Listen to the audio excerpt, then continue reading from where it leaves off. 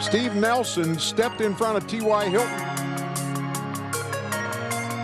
All right, Steve, you are in sunny Arizona. I am in freezing Pittsburgh, so I'm jealous about that. But I do want to go back to the 2020 season and kind of how things ended. Have you gone back and watched anything from that wild card game, or even started the process of reviewing the season as its entirety? Right, yeah, it was a tough pill to swallow. Excuse me. I watched that game a handful of times, and just trying to figure out what could have been different, or what if this happened, just all the what ifs, and it could have been a lot of different scenarios, man, and it was just hard, to lose that way. Is there something, since you did watch it a few times, that really stuck out to you that maybe you didn't notice at the time, or is there like a reoccurring theme? Not really. I think as a whole, we hold ourselves to a higher standard, and we definitely could have played a lot better, and I think everybody has taken that ownership, and is going to work towards a better outcome this year. Now, when you look at the season as a whole, there's the 11-0 start, but then there's losing in the first round of the playoffs. So how do you even, I guess, sum up, in your opinion, what this team accomplished or did not accomplish in 2020? Yeah, I would say we showed a lot of potential, that we can be, that last team standing, throughout the year. Going 11-0, that's pretty hard, to do in the NFL. You have teams that can beat you each and every week. I think that just shows, our capability and what we can do for the future. Now, you said heading into the 2020 season, you felt like you were an underdog, kind of underrated. How do you think you did personally this past season, and what are your goals moving forward as, just the start of the off season? Right. Yeah. I think this year I did fairly a great job as well. You can always, count on me to hold down my side, or whoever I'm lined up against. And, that's just that, even without, all the splashy stats, there's just there's an analytic out there. I don't know if you know, but it's called a burn rate. And I've had a 0% burn rate. And so I think it's no receiver has had 5 yards on me. And, that's very hard to do when you come talking about the NFL. So, I pride myself on that. And I think this year as well, that's just what's going to continue to happen. The Steelers have made some coaching changes. The one on the defensive side of the ball is defensive backs coach Grady Brown. Do you know anything about him? Have you spoke with him, and just your thoughts? Right.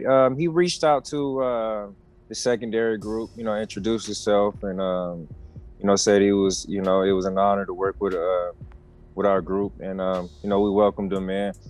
Prior to him coming in, I haven't heard of him, but I'm sure that the Steelers organization, they don't bring in anybody that they don't, they trust or think that can get the job done. So we welcome him in with great arms.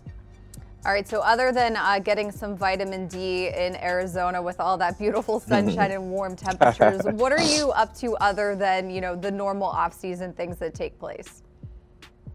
Right. I have a couple things. I've been working on my merchandise, Nelson Island. Going to drop that.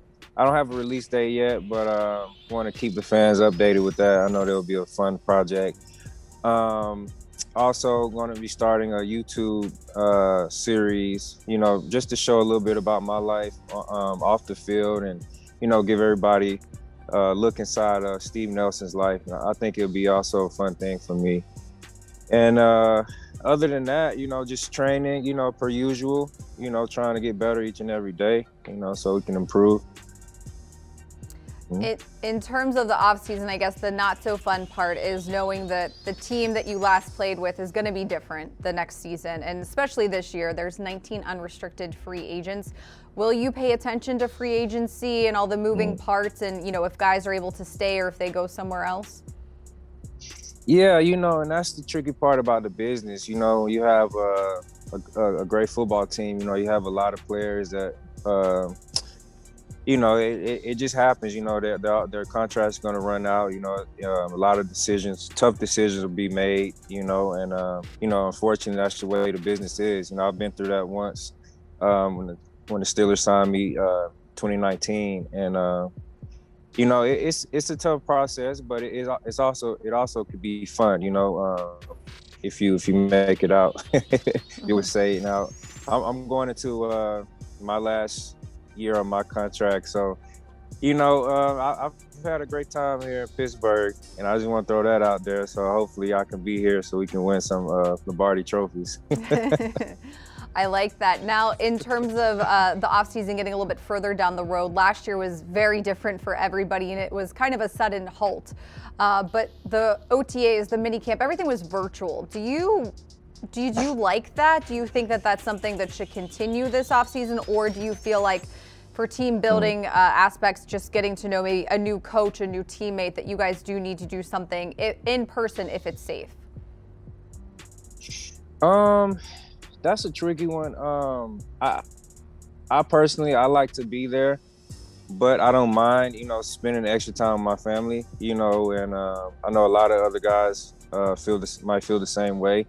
We're professionals, and we have to conduct ourselves that way.